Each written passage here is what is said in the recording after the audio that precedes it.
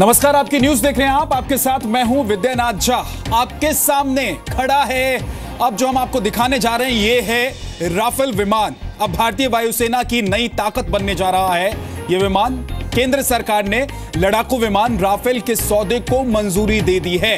Rafale deal ने भारतीय वायुसेना का हौसला बढ़ा दिया है। 34 स्क्वाड्रन तक पहुंच चुकी इंडियन एयरफोर्स की फौरी राहत देने के लिए फ्रांस से 36 राफेल विमान खरीदे जा रहे हैं। 90 के दशक में सुखोई खरीदे जाने के बाद यह पहला लड़ाकू विमान होगा जो भारतीय वायुसेना का हिस्सा बनेगा।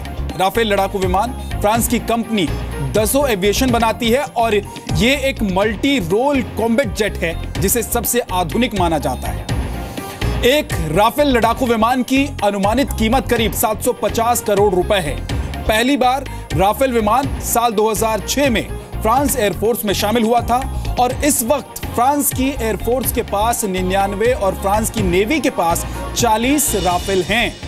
माली, लीबिया और अफगानिस्तान में नाटो फोर्स के ऑपरेशन में राफेल विमान तैनात किए जा चुके हैं। इसके अलावा फ्रांस, सीरिया और इराक में आईसिस के खिलाफ बमबारी करने के लिए भी राफेल विमानों का इस्तेमाल किया जा रहा है।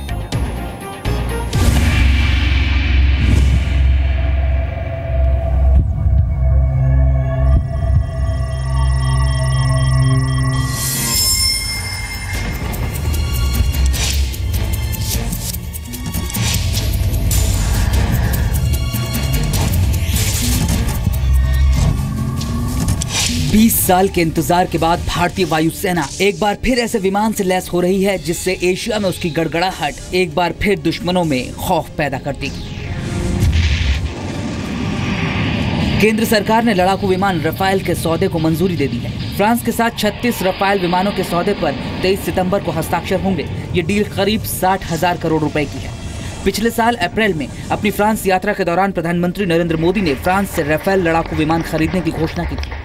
फ्रांस के साथ इस डील पर बातचीत कर रही टीम की रिपोर्ट को रक्षा मंत्रालय ने पिछले महीने ही मंजूरी दे दी थी। रक्षा सहयोग के संदर्भ में 36 रफेल लड़ाकू विमानों की खरीद को लेकर यह खुशी की बात है कि दोनों पक्षों के बीच कुछ फाइनेंशियल एस्पेक्ट को छोड़ करके शेष इंटर गवर्नमेंटल एग्रीमेंट संपन्न हो गया है।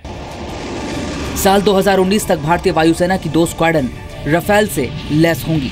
36 का आंकड़ा सुनने में जरूर कम है, लेकिन एक रफेल दुश्मनों के 5 विमानों को ढेर करने की ताकत रखता है। करीब 60,000 करोड़ रुपए में होने वाले इस सौदे के समझौते पर फ्रांस के रक्षा मंत्री जियान-यीव ली ड्रियान की मौजूदगी में हस्ताक्षर किए जाएंगे।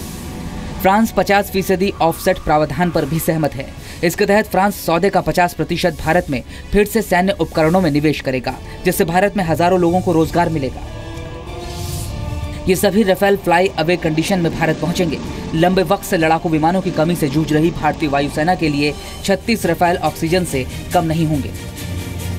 बोल दिया है ऑलरेडी मिनिस्ट्री ऑफ डिफेंस में कि अंतिम इसमें तप्पा जो स्टेज होती है उसमें व्यावसायिक और तकनीकी रूप से यूरोफाइटर टाइफून को मात दे चुका ये जहाज मीडियम मल्टी रोल में दुनिया का सबसे बेहतरीन लड़ाकू विमान साबित हो चुका है।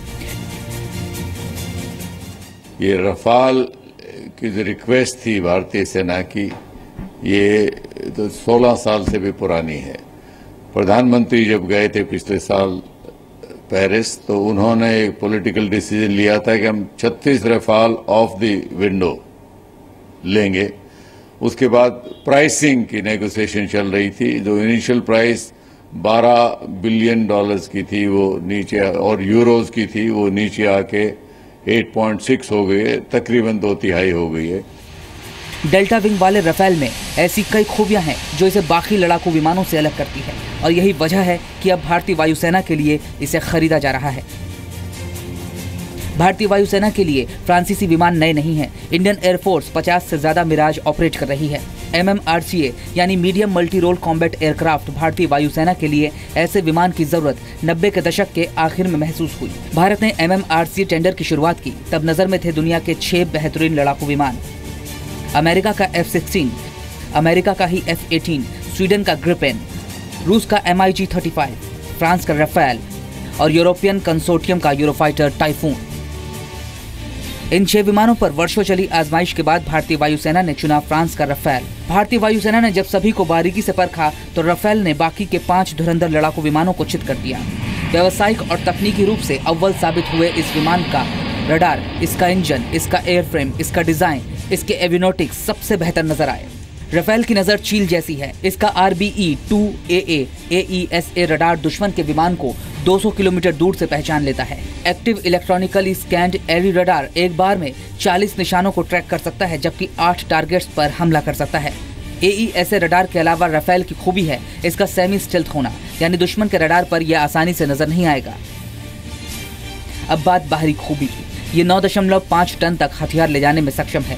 इसकी रफ्तार 2200 किलोमीटर प्रति घंटा है।